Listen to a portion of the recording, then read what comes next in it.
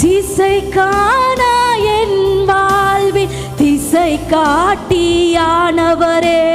கரை சேரா எந்தன் வாழ்வை கரை சேர்க்க வந்தவரே.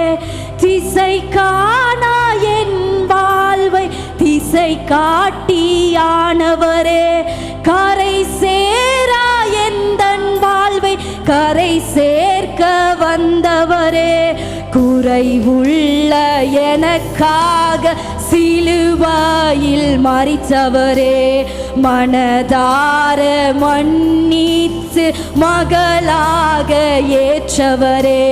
குறைவுள்ள எனக்காக சிலுவையில் மரித்தவரே, மனதார மன்னித்து மகனாக ஏற்றவரே.